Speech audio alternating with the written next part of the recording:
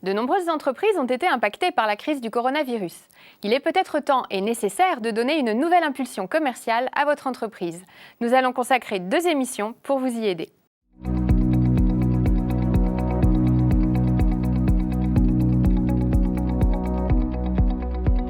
Bonjour à tous.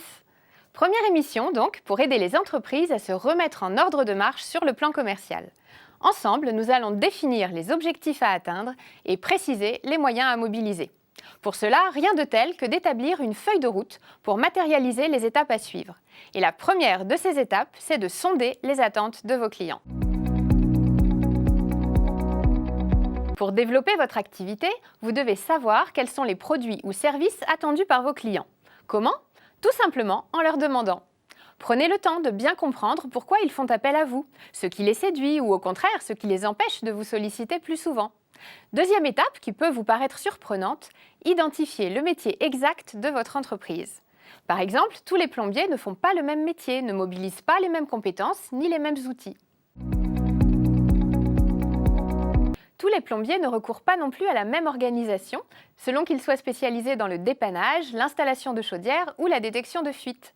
Définir précisément le métier de votre entreprise doit vous permettre de vérifier si le positionnement souhaité est compatible avec le système mis en place, les compétences disponibles ou encore les équipements. Et, à défaut, de réfléchir aux actions de formation, aux investissements ou autres changements d'organisation à mettre en place pour atteindre vos objectifs. Enfin, n'attendez pas du client qu'il devine ce que vous pouvez lui apporter. C'est à vous de le lui dire. Reprenons l'exemple du plombier. S'il utilise un détecteur de fuite, le prix de revient de l'intervention sera plus élevé par rapport à un plombier non équipé du détecteur. Mais ce n'est pas forcément un obstacle. En effet, il suffit de bien expliquer l'intérêt et les avantages de l'utilisation de ce matériel. En l'occurrence, en utilisant le détecteur, on situe la fuite avec précision, ce qui permet de casser la cloison de manière localisée et réduit les frais de remise en état. Au final, la prestation reste donc avantageuse. En clair, se différencier, c'est d'abord mettre en avant les qualités de votre produit ou service et d'en assurer la mise en œuvre en accord avec les attentes du client. Dernière étape de cette méthodologie pour relancer l'activité commerciale dans votre entreprise, la communication. Et pour faire savoir ce que vous vendez, rien de tel qu'un peu de communication.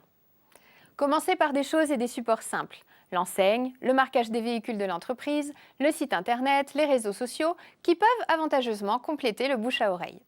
Pour être efficace, les messages doivent être clairs. Le client doit comprendre immédiatement ce que vous lui proposez. N'hésitez pas à rester basique, direct et efficace. Enfin, n'oubliez pas d'entretenir cette communication, de l'organiser et de la budgétiser.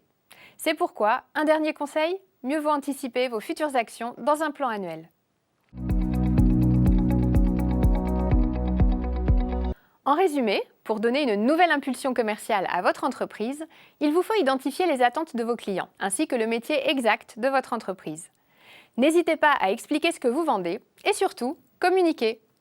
Rendez-vous le mois prochain pour la deuxième partie de ce dossier consacré à la relance commerciale des entreprises. Nous verrons quels sont les outils pour vendre et fidéliser. À bientôt!